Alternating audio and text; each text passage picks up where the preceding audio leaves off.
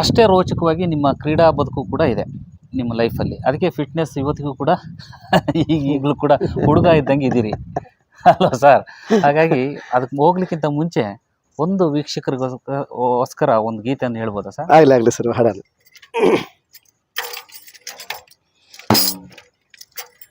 ಹಿಂದಿನ ಉಡುಗೆ ನಡುಗೆ ತೊಡುಗೆ ಎಲ್ಲ ಜಡಗುಡು ಜಡಗುಡು ಜಡಿನ ಕಣ,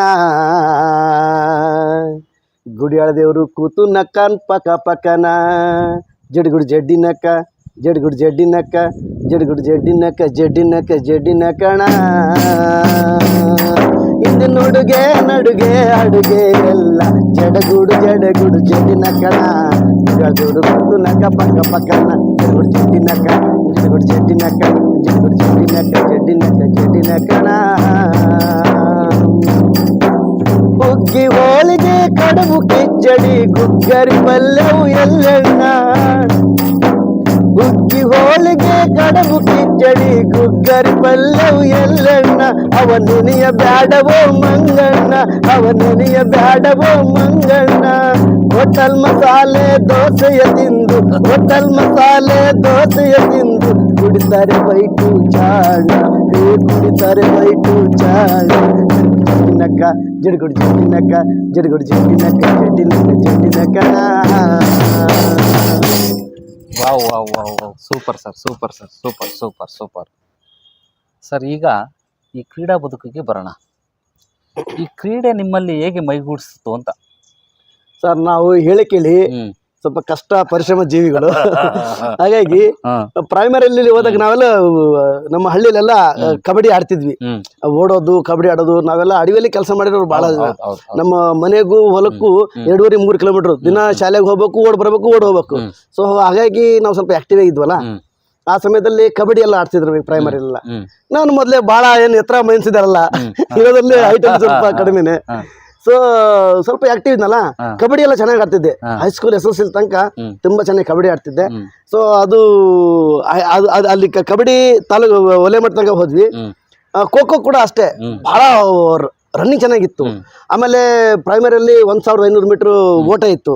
ಅವಾಗ ಸೆಕೆಂಡ್ ಪ್ಲೇಸ್ ಆಗಿಬಿಟ್ಟು ನಮ್ಮ ಸರ್ ಒಬ್ರು ಶಿವಮೂರ್ತಿ ಸರ್ ಅಂತ ಹೇಳ್ಬಿಟ್ಟು ಚಿಗಟೇರಿಯಲ್ಲಿ ಕರ್ಕೊಂಡು ಹೋಗಿದ್ರು ಸರ್, ತಾಲೂಕು ಮಟ್ಟ ಇದ್ದಾಗ. ಅವಾಗ ಓಡಿದ್ದು. ಅದಾದ್ಮೇಲೆ ಖೋಖೋದಲ್ಲಿ ಚೆನ್ನಾಗಿದ್ದೆ, ತಾಲೂಕ್ ಲೆವೆಲ್ಗೆಲ್ಲ ಹೋದೆ. ನಮ್ದೇನು ಸರ್ ತಾಲೂಕ್ ಲೆವೆಲ್ ಲಾಸ್ಟ್. ನಮಗೆ ತರಬೇತಿ ಅಷ್ಟೇ ಇತ್ತು, ಇದೆಷ್ಟು ತರಬೇತಿ ಇತ್ತು ಅಷ್ಟು ಆಡ್ತಿದ್ವಿ. ಅದಾದ್ಮೇಲೆ ನಾನು ಜಾಬಿಗೆ ಸೇರಿದ್ಮೇಲೆ ಸರ್ಕಾರಿ ನೌಕರರ ಕ್ರೀಡಾಕೂಟ ಬಂತಲ್ಲ, ಅವಾಗ ಒಂದು ಆಡ್ಲಿಕ್ಕೆ ಅವಕಾಶ ತುಂಬಾ ಅನುಕೂಲ ಇತ್ತು. ನಮ್ಮ ಕಬಡ್ಡಿ ನಾಗರಾಜ್ ಸರ್ ಅಂತ ಒಬ್ರು ಇದ್ರು, ತೋಳವಣಿಸಿಯವರು, ಅವರೆಲ್ಲ ನಮಗೆಲ್ಲ ಗೈಡೆನ್ಸ್ ಮಾಡೋರು. ಅಂತ ಸಂದರ್ಭದಲ್ಲಿ ಮೂಡಿಗೆರೆಯಲ್ಲಿ ಇದ್ದಾಗ ನಾನು ಅಲ್ಲಿ ಕಬಡ್ಡಿ ಆಡ್ತಿದ್ದೆ. ಸೊ ಅಲ್ಲಿ ಶಿಕ್ಷಕರ ಒಂದು ವಲಯದಲ್ಲಿ ತುಂಬಾ ಚೆನ್ನಾಗಿ ಆಡ್ತಿದ್ನಲ್ಲ, ಹಂಗಾಗಿ ಕಬಡ್ಡಿಯಲ್ಲಿ ನಾವು ಪ್ರತಿ ಸರಿ ರಾಜ್ಯ ಮಟ್ಟಕ್ಕೆ ಹೋಗ್ತಿದ್ದೆ ಸರ್. ಅದಾದ್ಮೇಲೆ ಜಾನಪದಕ್ಕೆ ನಾವು ಎಂಟ್ರಿ ಆಗಿದ್ದು. ಅದಕ್ಕಿಂತ ಮುಂಚೆ ಕಬಡ್ಡಿನೇ ಆಡ್ತಿದ್ದೆ. ಹೀಗೆ ಆಡ್ತಾ ಆಡ್ತಾ ನಾವು ಹಲವಾರು ಬಾರಿ ನಾವು ರಾಜ್ಯ ಮಟ್ಟದಲ್ಲಿ ಆಡಿದ್ವಿ ಸರ್. ಓಪನ್ ಟೂರ್ನಿ ಮಾಡಿದ್ವಿ. ಆ ಟೂರ್ನಮೆಂಟ್ನು ಕೂಡ ನಮ್ಮ ಊರಲ್ಲೆಲ್ಲ ಮಾಡಿಸಿದ್ವಿ ಸರ್.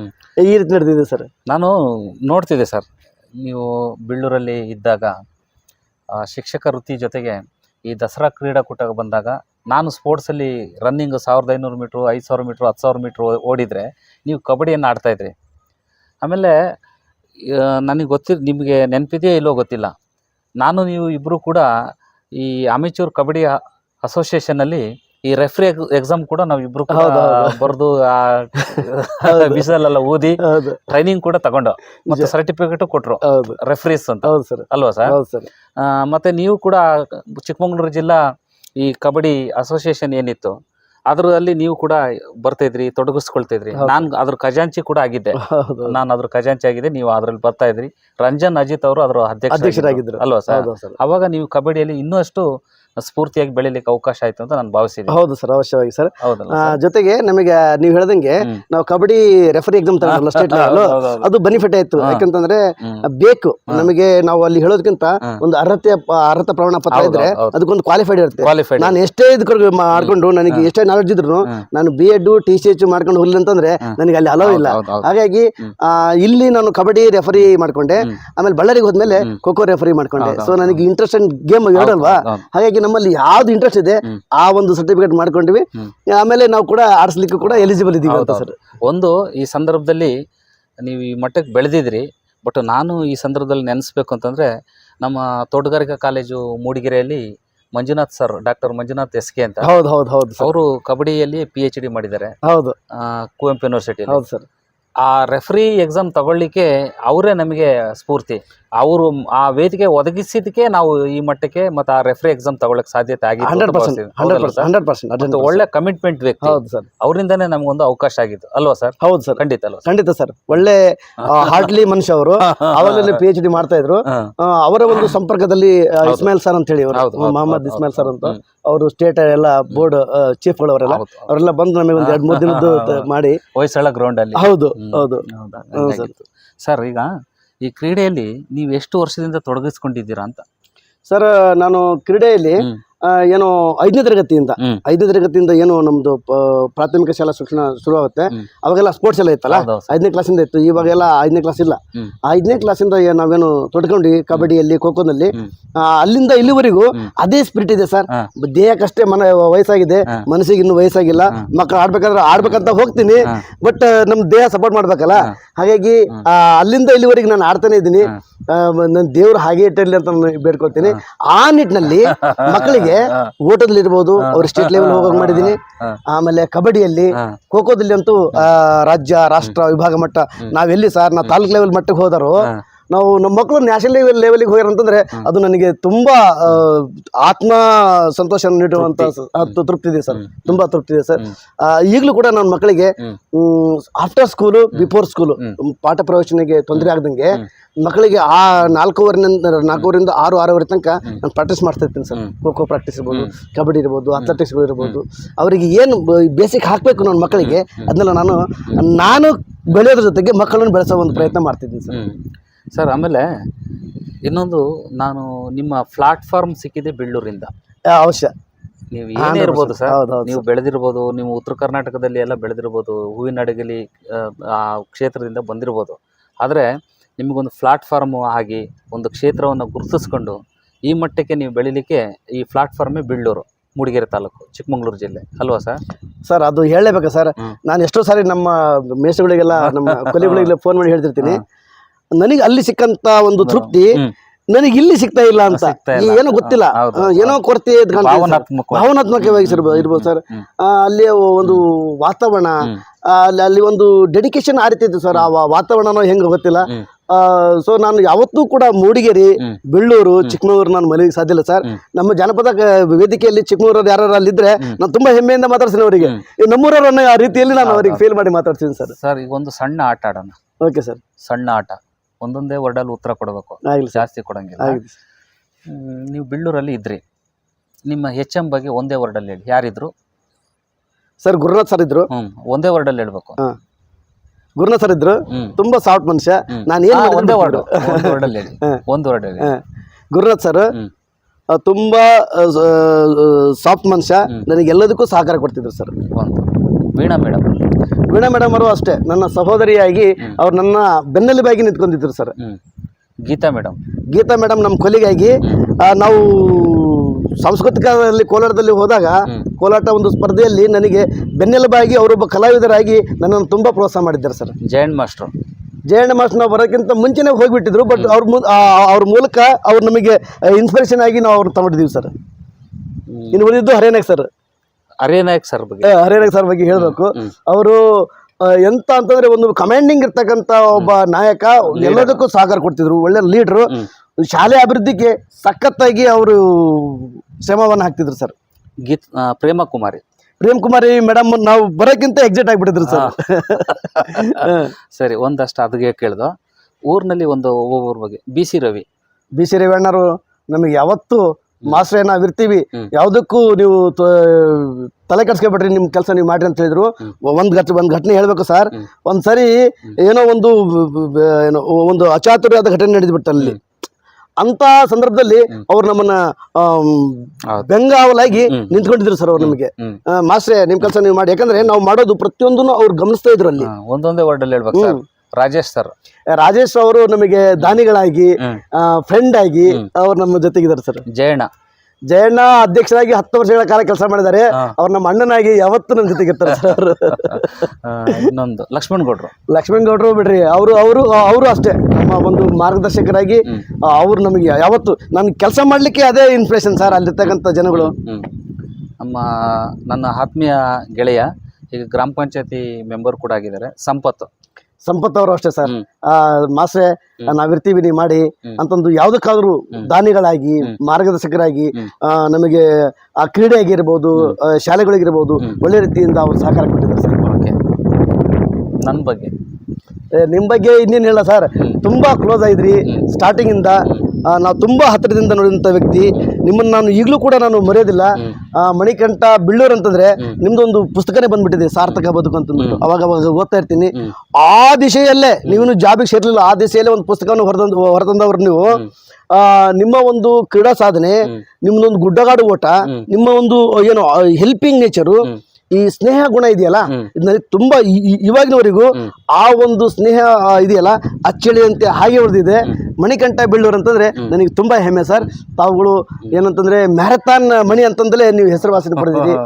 ಮತ್ತೆ ಅದ್ರ ಜೊತೆಗೆ ನಮ್ಮ ದರ್ಪಣ ಪ್ರಸನ್ನ ಸರ್ ಅವರ ತುಂಬಾ ಗೌಡಳ್ಳಿ ಪ್ರಸನ್ನನವರು ತುಂಬಾ ನಮಗೆ ಎನ್ಕರೇಜ್ ಮಾಡಿದ್ದಾರೆ.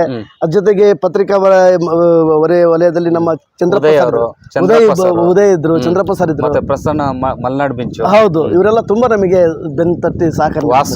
ವಾಸು ಅವರೆಲ್ಲ ಇದ್ರು. ಹಾಗೆ ಇದು ಒಂದಷ್ಟು ಮೂಡಿಗೆರೆ ಜನತೆ ಏನಾದ್ರು ನೋಡಿದ್ರೆ ನಿಮ್ಮ ಬಾಯಿಂದ ಈಗ ಬಿಟ್ಟು ಹೋದ್ಮೇಲೆ ಹೇಗಿದೆ ಅನ್ನೋದು ಅವ್ರು ನೋಡಿದಾಗ ಅವ್ರಿಗೊಂದು ಇನ್ಸ್ಪೈರ್ ಆಗಲಿ ಅನ್ನೋಕ್ಕೋಸ್ಕರ ಸರ್. ಅವಶ್ಯ ಸರ್, ಹೇಳಲೇಬೇಕು. ನಾನು ಎಷ್ಟು ಸರಿ ಹೇಳಿದ್ರು, ನಾನು ನನ್ನ ಜಾನಪದ ಕಲೆ ಸ್ವಲ್ಪ ಇತ್ತು, ಬಟ್ ಅಲ್ಲಿ ಅಳ್ಕೊಂಡಿದ್ದು ಮೂಡಿಗೆರೆ. ನನ್ನ ಕ್ರೀಡಾ ಕ್ಷೇತ್ರ ಅಳ್ಕೊಂಡು ಮೂಡಿಗೆರೆ. ನಾನು ನ್ಯಾಷನಲ್ ಮಟ್ಟಕ್ಕೆ ಹೋಗಿ ಬಂದಿದ್ದು ಮೂಡಿಗೆರೆ ಬಿಳ್ಳೂರು. ಸೊ ಅದನ್ನ ಹೆಂಗ್ ಸಮರ್ಲಿಕ್ಕಾಗುತ್ತೆ? ಹಾಗಾಗಿ ಈ ಪ್ರಶ್ನೆಗಳನ್ನ ಕೇಳಿದೆ ಸರ್. ಈಗ ಮುಂದೆ ಈಗ ನೀವು ಕ್ರೀಡೆಯಲ್ಲಿ ಕಬಡ್ಡಿಯಲ್ಲಿ ತೊಡಗಿಸ್ಕೊಂಡಿದ್ರಿ, ರೆಫ್ರಿ ಎಕ್ಸಾಮನ್ನು ಕೂಡ ನೀವು ಪಾಸ್ ಮಾಡಿಕೊಂಡು ರೆಫ್ರಿಯಾಗಿ ಕೆಲಸ ಮಾಡಿದ್ರಿ. ಮತ್ತು ಈ ಶಾಲಾ ಮಟ್ಟದಲ್ಲಿ ಕೂಡ ಮಕ್ಕಳನ್ನು ಭಾನುವಾರ ಇರ್ಬೋದು, ಶನಿವಾರ ಇರ್ಬೋದು, ನೀವು ಖೋಖೋವನ್ನು ಆಡಿಸ್ತಾನೆ ಇರ್ತಿದ್ರಿ. ನಾನು ಕೂಡ ಕೆಲವು ಟೈಮು ಫ್ರೀ ಇದ್ದಾಗ ಬರ್ತಾಯಿದ್ದೆ. ಬಂದುಬಿಟ್ಟು ಏನಾಗ್ತಿತ್ತು ಅಂದರೆ ಆ ಟೈಮಲ್ಲಿ ನನ್ನನ್ನು ಕೂಡ ನೀವು ತೊಡಗಿಸ್ಕೊಳ್ಳೋಕ್ಕೆ ಇದು ಮಾಡ್ತಿದ್ರಿ. ನಾವು ಕೂಡ ಆಟ ಆಡ್ತಿದ್ದೋ, ನಮಗೂ ಕೂಡ ಮಾನಸಿಕ ನೆಮ್ಮದಿ ಸಿಗ್ತಿತ್ತು, ಆರೋಗ್ಯ ಸಿಗ್ತಿತ್ತು, ಇದೆಲ್ಲ ಮಾಡ್ತಿದ್ರಿ. ಶನಿವಾರ ಭಾನುವಾರ ಕೂಡ ನೀವು ರಜೆ ಅನ್ನೋದು ಬಿಟ್ಟು ನೀವು ಆಟ ಆಡಿಸ್ಬಿಟ್ಟು ನಿಮ್ಗೊಂದು ಗೋಲ್ ಅಷ್ಟೇ, ಏನು ನಮ್ಮ ಶಾಲೆ ಮಕ್ಕಳು ವಿನ್ ಆಗಬೇಕು, ಈ ಊರಿಗೆ ಹೆಸರು ತರಬೇಕು ಅನ್ನೋದೇ ನಿಮ್ಮ ಮೈಂಡಲ್ಲಿ ಇತ್ತು. ನಾನು ಭಾವಿಸಿದ್ದೀನಿ. ಅದು ಸತ್ಯ ಅಲ್ವಾ ಸರ್? ಸತ್ಯ. ಒಂದು ಇನ್ನೊಂದು ನಾನು ಹೇಳ್ತಿರೋದು ಅಂತಂದರೆ, ಈಗ ಕ್ರೀಡೆಯಲ್ಲಿ ತೊಡಗಿಸ್ಕೊಂಡ್ರಲ್ಲ ಸರ್, ನೀವು ಯಾವ ಮಟ್ಟದವರೆಗೆ ರೀಚ್ ಆಗಿದ್ರಿ ಅಂತ ಸರ್? ಆ್ಯಕ್ಚುಲಿ ನಾವು ವಲಯ ಮಟ್ಟ, ತಾಲೂಕು ಮಟ್ಟದ ಪ್ಲೇಯರ್ ಅಂತ ಆಗಲೇ ನಾನು ಹೇಳಿದೆ ಸರ್. ಜಿಲ್ಲಾ ಮಟ್ಟಕ್ಕೆ ಹೋದ್ರೆ ಖುಷಿ ಆಯ್ತಾ. ಆ ಜಿಲ್ಲಾ ಮಟ್ಟವನ್ನ ನಾವು ಎಷ್ಟು ಈಜಿಯಾಗಿ ಗೆದ್ದಿವಂದ್ರೆ, ಸತತವಾಗಿ ನಾನು ಇದ್ದಾಗ 13, 14, 15 ಈ 3 ಸಾಲಲ್ಲಿ ಹ್ಯಾಟ್ರಿಕ್. ಜಿಲ್ಲಾ ಮಟ್ಟವನ್ನು ಅಷ್ಟು ಸುಲಭವಾಗಿ ಗೆದ್ವಿ. ಅದೇ 2015ರಲ್ಲಿ ಡಿವಿಷನ್ ಲೆವೆಲ್ಗೆ ಹೋದ್ವಿ. ಡಿವಿಷನ್ ಲೆವೆಲ್ ಅಲ್ಲಿ ಒಳ್ಳೊಳ್ಳೆ ಟೀಮ್ಗಳು ಬಂದಿರ್ತವೆ. ಮೈಸೂರು, ಮಂಡ್ಯ ಇವೆಲ್ಲ ಸಾಮಾನ್ಯ ಟೀಮ್, ಅವೆಲ್ಲ ಟೀಮ್ ಬಂದದ್ದು. ಅದ್ರ ಮಧ್ಯೆ ನಮ್ದು ಫೈನಲ್ ಎಂಟ್ರಿ ಆಗಿಬಿಡ್ತು ಸರ್. ಅಲ್ಲಿ ಸೆಕೆಂಡ್ ಪ್ಲೇಸ್ ಆಯ್ತು. ನಮ್ಮ ಮಕ್ಕಳು ರಾಜ್ಯ ಮಟ್ಟಕ್ಕೆ ಆಗಿದ್ರು ಸರ್. ಅವಾಗ ಒಂದು ಫೀಲ್ ಬಂತಂದ್ರೆ, ಶ್ರಮ ಹಾಕಿ ನಾನು ಶ್ರಮ ಹಾಕಿದ ನಿಮ್ಗೆ ಗೊತ್ತಿಲ್ಲ, ನನ್ನ ಪ್ರಾಕ್ಟೀಸ್ ಕಂಟಿನ್ಯೂ ಇರ್ತದಲ್ಲ, ಅವಾಗ ಗೊತ್ತಾಯ್ತು ಇಷ್ಟು ಶ್ರಮ ಹಾಕಿದ್ರೆ, ಪ್ರಾಕ್ಟೀಸ್ ಮಾಡಿದ್ರೆ ನಾವೆಲ್ಲ ಏನಾದ್ರು ಮಾಡ್ಲಿಕ್ಕೆ ಸಾಧ್ಯ ಅಂತಂದು. ಆ ವರ್ಷ ರಾಜ್ಯ ಮಟ್ಟದಲ್ಲಿ ಮಕ್ಕಳು ನಮ್ಮ ಮೈಸೂರು ಡಿವಿಷನ್ ಇಂದ ಅವ್ರ ಟೀಮ್ ಜೊತೆಗೆ ನಾವು ಹೋಗಿದ್ವಿ. ಅದು ಕ್ಲಬ್ ಆಗಿ 2015ರಲ್ಲಿ ಆ ಟೀಮ್ ವಿನ್ ಆಗುತ್ತೆ ಸ್ಟೇಟ್ ಲೆವೆಲ್ ಅಲ್ಲಿ. ನಮ್ಮಿಂದ ರೂಪಾ ಅಂತ ಒಂದು ಹುಡುಗಿ ನ್ಯಾಷನಲ್ ಹೋದ ಸರ್. ಅಲ್ಲಿ ನ್ಯಾಷನಲ್ ಅಲ್ಲಿ 5ನೇ ಪ್ಲೇಸ್ ಆಗುತ್ತೆ. ಛತ್ತೀಸ್ಗಢದಲ್ಲಿ ನಡೀತದೆ. 61ನೇ ರಾಷ್ಟ್ರೀಯ ಕ್ರೀಡಾಕೂಟ ಇತ್ತು ಸರ್. ಅದು ಬಹಳ ವಂಡರ್ಫುಲ್ ಸರ್. ನನಗೆ ಅನ್ಸ್ಬಿಡ್ತು, ನಾವೆಲ್ಲಿ ಈ ಒಂದು ಕಗ್ಗ ಊರಿನಲ್ಲಿ ಬೆಳೆದವರು ಆ ಲೆವೆಲ್ಗೆ ಬೆಳಿತೀವಿ ಅಂತಂದ್ರೆ ಅದರಿಂದ ಪರಿಶ್ರಮ ಸರ್, ಪರಿಶ್ರಮ ಅಷ್ಟೇ, ಇನ್ನೇನಿಲ್ಲ. ಆಮೇಲೆ ಸರ್, ಮತ್ತೆ ಆ ಟೈಮಲ್ಲಿ ನಮ್ಮ ಬಿಳ್ಳೂರು ಇದೆಯಲ್ಲ ಸರ್, ಆ ಎನ್ವೈರ್ಮೆಂಟ್ ಆಗಿದೆ ನೋಡಿ. ಅಲ್ಲಿ ನೀವು ರಾಷ್ಟ್ರ ಮಟ್ಟಕ್ಕೆ, ರಾಜ್ಯ ಮಟ್ಟಕ್ಕೆಲ್ಲ ಆಯ್ಕೆ ಆದಾಗ ಒಂದಷ್ಟು ಕಾಂಟ್ರಿಬ್ಯೂಷನ್ ಕಲೆಕ್ಟ್ ಮಾಡಿ, ಟೀ ಶರ್ಟ್ಗಳು, ಅವ್ರಿಗೆ ಬೇಕಾಗಿರೋಂಥ ಮೂಲಭೂತ ಸೌಕರ್ಯಗಳನ್ನೆಲ್ಲ ನಮ್ಮ ಊರಿನವರೆಲ್ಲ ಕೊಟ್ಟಿದ್ದಾರೆ. ನಾನು ಈ ಮಟ್ಟಕ್ಕೆ ಬೆಳೀಲಿಕ್ಕೆ ನಮ್ಮ ಊರು, ಆ ವಾತಾವರಣನೇ ಸರ್. ಅದು ಬಿಟ್ಟು ಬೇರೆ ಏನಿಲ್ಲ. ನಾನು ಇವತ್ತು ನಾನು ಎಲ್ಲಿಗೆ ಹೋದ್ರು, ಯಾವುದೇ ಪೊಸಿಷನ್ ಹೋದ್ರು ಕೂಡ ಆ ಊರು, ಆ ತಾಲೂಕು, ಮೂಡಿಗೆರೆ ತಾಲೂಕು ಅನ್ನೋದನ್ನ ನಾವು ಮರೆಯೋಕ್ಕಾಗಲ್ಲ. ಕಾಫಿ ನಾಡು, ಅದರಲ್ಲೂ ಎಸ್ಪೆಷಲಿ ಆ ಊರನ್ನ ಬೈ ಬರ್ತಿಂದನೇ ನಾವು ಅನುಭವಿಸ್ಕೊಂಡು ಬಂದಿದ್ವಿ. ಅದನ್ನು ಎಷ್ಟು ಹೇಳಿದ್ರು ಸಾಲದು ಬಿಡಿ. ನೆಕ್ಸ್ಟ್ ಮುಂದುವರಿಯೋಣ ಸರ್. ಈಗ ಏನೇನು ಪ್ರಶಸ್ತಿಗಳು ಗೆದ್ದಿದ್ದೀರಿ ಅಂತ? ಸಾಧನೆ ಏನಾಗಿದೆ ಅಂತ? ಸಾಧನೆ ಸರ್, ಈಗ ಶಿಕ್ಷಣ ಕ್ಷೇತ್ರ, ಜಾನಪದ ಕ್ಷೇತ್ರ, ಆಮೇಲೆ ಕ್ರೀಡಾ ಕ್ಷೇತ್ರ ಸಂಬಂಧಪಟ್ಟಂತೆ ನನಗೆ ಹಲವಾರು ಪ್ರಶಸ್ತಿಗಳನ್ನು ಕೊಟ್ಟಿದ್ದಾರೆ. ಹೆಮ್ಮೆಯ ಕನ್ನಡಿಗ ಪ್ರಶಸ್ತಿ ನೀಡಿದ್ದಾರೆ. ಜಾನಪದ ಸಂಪದ ಸಮ್ಮಾನ ಅಂತ ಒಂದು ರಾಜ್ಯ ಪ್ರಶಸ್ತಿ ಕೊಟ್ಟಿದ್ದಾರೆ. ಆಮೇಲೆ ಅತ್ಯುತ್ತಮ ಶಿಕ್ಷಕ ಅಂತ ಅಂದ್ಬಿಟ್ಟು ರಾಷ್ಟ್ರೀಯ ಪ್ರಶಸ್ತಿಗಳು ಕೊಟ್ಟು, ಹಿಂಗೆ ಸಂಘ ಸಂಸ್ಥೆಗಳು ಹಲವಾರು ಪ್ರಶಸ್ತಿಗಳು ನಮ್ಮನ್ನು ಹುಡ್ಕೊಂಡ್ ಬಂದಿದ್ದಾವೆ ಸರ್. ಅವೆಲ್ಲ ನಾನು ಆಗ್ಲೇ ಹೇಳಿದೆ ನಿಮಗೆ, ಅವೆಲ್ಲ ನಮ್ಮ ಮೇಲೆ ಜವಾಬ್ದಾರಿಯನ್ನ ಮಾಡಿದ್ದಾವೆ ಸರ್. ಸರ್ ಒಂದು ಹೊಣೆಗಾರಿಕೆ ಜಾಸ್ತಿ. ಹೌದು, ಒಂದ್ ಹಂತಕ್ಕೆ ನಾವು ಕಷ್ಟಪಟ್ಬಿಡ್ತೀವಿ ಸರ್. ಆಮೇಲೆ ಅವು ನಮ್ಮ ಹುಡ್ಕೊಂಡ್ ಬರ್ತಾವ ಸರ್. ಮತ್ತೆ ನಾವು ಕೆಲಸ ಮಾಡಂಗಿಲ್ಲ, ಅವೇ ನಮ್ಮ ಹುಡ್ಕೊಂಡ್ ಬರ್ತವೆ. ಯಾಕಂದ್ರೆ ಪ್ರಶಸ್ತಿ ತಗೊಂಡಂತ ವ್ಯಕ್ತಿ ಅವನು ಕ್ರಿಯಾಶೀಲವಾಗಿ ಕೆಲಸ ಮಾಡ್ತಾನೆ ಇರ್ತಾನೆ. ಹಾಗಾಗಿ ಅಂತ ಒಂದು ಹೊಣೆಗಾರಿಕೆ ನಿಮ್ಮ ಮೇಲೆ ಜಾಸ್ತಿ ಆಗಿದೆ ಸರ್. ಸೊ ಅದೆಲ್ಲ ಅವ್ರ ಆಶೀರ್ವಾದ ಸರ್. ಪ್ರಶಸ್ತಿ ಕೊಟ್ಟು ನಮ್ಮ ಮೇಲೆ ಏನು ಕೈ ಇಡ್ತಾರಲ್ಲ, ಅದು ಆಶೀರ್ವಾದ ಅನ್ಕೊಂತೀವಿ ಸರ್. ಒಂದು ಸರ್, ಇನ್ನೊಂದು ಇಂಪಾರ್ಟೆಂಟ್ ಕ್ವಶನ್ ಕೇಳ್ತೀನಿ. ಈ ಕ್ರೀಡೆಯಲ್ಲಿ ತಮ್ಮನ್ನು ತಾವು ತೊಡಗಿಸ್ಕೊಂಡಿದ್ರಿ, ಈ ಆಸಕ್ತಿ ಮತ್ತು ನಿಮಗೆ ಶಿಸ್ತನ್ನು ಹೇಗೆ ಕಲಿಸ್ತು ಅಂತ? ಸರ್, ನಾನು ಮೂಲತಃವಾಗಿ ಸಂಸ್ಥೆಗಳಲ್ಲಿ ಬೆಳೆದವನು, ಮಠಗಳಲ್ಲಿ ಬೆಳೆದವನು. ನಾನು ಟೀಚರ್ ಮಾಡಬೇಕಾದ್ರೆ ಕಾನಮಡುಗು ಮಠದಲ್ಲಿ ಬೆಳೆದವನು. SSLC PUC ವರೆಗೆ ನಾನು ಸಿರಿಗೆರೆ ಮಠದ ಶಾಲೆಗಳಲ್ಲಿ ಬೆಳೆದವನು. ಅಲ್ಲಿ ನಾವು ವಚನಗಳನ್ನು ಕಲಿತಿದ್ವಿ. ವಚನ ಪರೀಕ್ಷೆಗಳನ್ನ ನಾವು ಪಾಸ್ ಮಾಡ್ತಿದ್ವಿ. ವಚನ ಪ್ರವೇಶ, ವಚನ ಪ್ರವೀಣ, ವಿಶಾರದ್ ಅಂತ ಒಂದು ಎಕ್ಸಾಮ್ ಇರ್ತಿತ್ತು. ಆ ಕೆಲವೊಂದು ವಚನಗಳು ನಮ್ಮ ಮೇಲೆ ಪ್ರಭಾವ ಬೀಳ್ತು. ಹಾಗಾಗಿ ಒಂದು ಶಿಸ್ತಿನ ಜೀವನವನ್ನು ನಡೆಸಲಿಕ್ಕೆ ಒಂದು ಅನುಕೂಲ ಆಯ್ತು. ಎಲ್ಲೋ ನಮಗೆ ಗೊತ್ತಿಲ್ದಂಗೆ ಆ ಒಂದು ಸ್ವಾಮೀಜಿಗಳ ಆಶೀರ್ವಾದಗಳು, ನಮ್ಮ ಹಿರಿಯರ ಆಶೀರ್ವಾದಗಳು ನಮ್ಮ ಮೇಲೆ ಇರೋದ್ರಿಂದ ನಾವೊಂದು ಶಿಸ್ತಿನ ಲೈನಲ್ಲಿ ಹೋಗ್ಲಿಕ್ಕೆ ಅನುಕೂಲ ಆಯ್ತು ಸರ್. ನಮಗೆ ಒಂದು ಏನಂದ್ರೆ, ತಾವು ಹೇಳಿದ್ರಲ್ಲ, ನಮಗೆ ಶಾಲೆ ಯಾಕೆ ರಜೆ ಬರುತ್ತಪ್ಪ ಅಂತ ಅನ್ಸುತ್ತೆ. ಇನ್ವಾಲ್ವ್ಮೆಂಟ್ ಆಗ್ಬಿಡ್ತೀವಲ್ಲ, ಯಾಕೆ ರಜೆ ಬರುತ್ತಪ್ಪ ಅಂತ ಅನ್ಸುತ್ತೆ. ಶಾಲೆ ಬಿಟ್ಟು ಬೇಗ ಹೋಗ್ಬೇಕಂತ ಅನ್ಸಲ್ಲ ನನಗೆ. ಇರ್ಬೇಕು, ಸ್ವಲ್ಪ ತಿದ್ದು ಹೋಗ್ಬೇಕು ಮಕ್ಕಳ ಜೊತೆಗೆ ಅಂತ ಅನ್ಸುತ್ತೆ ಸರ್. ಒಂದು ಸರ್ ಈಗ ವೀಕ್ಷಕರಿಗೆ ಬೋರ್ ಆಗ್ಬಾರ್ದು ಸರ್. ಅವ್ರಿಗೂ ಒಂಥರ ನೋಡ್ದಂಗೆ ಇನ್ನೊಂದಷ್ಟು ನೋಡ್ಬೇಕು ಅಂತ ನಾವು ಏನಾರು ಒಂದು ಆಸಕ್ತಿ ಬೆಳೆಸ್ಬೇಕು. ಒಂದು ಗೀತೆ ಹೇಳ್ಬಿಡಿ ಸರ್. ಆಗ್ಲಿ ಸರ್, ಹೇಳೋಣ ಸರ್. ಮುತ್ತಿನಂತ ಮಡದಿ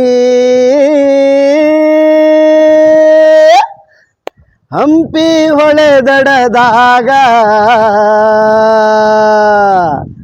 ಬುತ್ತಿಯ ಕಟ್ಟಿಕೊಂಡು ಬಾ ಹೊಲಕ, ಬುತ್ತಿಯ ಕಟ್ಟಿಕೊಂಡು ಬಾ ಹೊಲಕ ನನ್ನ ಹೆಂಡತಿ, ಹಕ್ಕಿಗಳ ಹಿಂಡೋ ತುಂಬ್ಯಾವ, ಹಕ್ಕಿಗಳ ಹಿಂಡೋ ತುಂಬ್ಯಾವ. ಹೊಯ್ ಹೊಯ್ ಮಲಿಂಗ ಹೊಯ್, ನಡಿ ನಮ್ಮೋಲ, ನಡಿ ನಮ್ಮೋಲ ನೋಡೋಣ ಬಾರ, ಬೆಳೆ ಹೆಂಗೈತಿ ಚೊಕ್ಕ ಬಂಗಾರ, ಬೆಳೆ ಹೆಂಗೈತಿ ಚೊಕ್ಕ ಬಂಗಾರ. ತಾನಿ ತಂದಾನೋ ತಾನಿ ತಂದನಿ ತಾನೋ, ತಾನಿ ತಂದಾನೋ ತಾನಿ ತಂದನಿ ತಾನೋ, ತಾನಿ ತಂದನಿ ತಾನೋ, ತಾನಿ ತಂದನಿ ತಾನೋ. ಹಿರಿಕಿರಿಯರೆಲ್ಲರೂ ಕಿರಿಕಿರಿಯ ಮಾಡದೆ ಹರ್ಷದಿ ಬಂದು ದುಡಿದೇವಾ, ನಾವು ಹರ್ಷದಿ ಬಂದು ದುಡಿದೇವಾ. ಸರಸದಿ ಭೂದೇವಿ ಸುರಿದಳ ಸಿರಿಮುತ್ತ, ಸರಸದಿ ಭೂದೇವಿ ಸುರಿದಳ ಸಿರಿಮುತ್ತ, ಕರಕರ ಬಾಳ ತೊರೆದೇವಾ ನಾವು, ಕರಕರ ಬಾಳ ತೊರೆದೇವಾ ನಾವು, ಕರಕರ ಬಾಳ ತೊರೆದೇವಾ. ನಡಿ ನಮ್ಮೋಲ ನಮ್ಮೋಲ ನೋಡೋಣ ಬಾರ, ಬೆಳೆ ಹೆಂಗೈತಿ ಚೊಕ್ಕ ಬಂಗಾರ, ಬೆಳೆ ಹೆಂಗೈತಿ ಚೊಕ್ಕ ಬಂಗಾರ. Yes sir, thank you. ಒಂದು ಸ್ಫೂರ್ತಿ, ನೀವು ಹಾಡಿದ್ರೇ ಅದಕ್ಕೊಂದು ಕಲೆ, ಒಂದು ಗತ್ತು.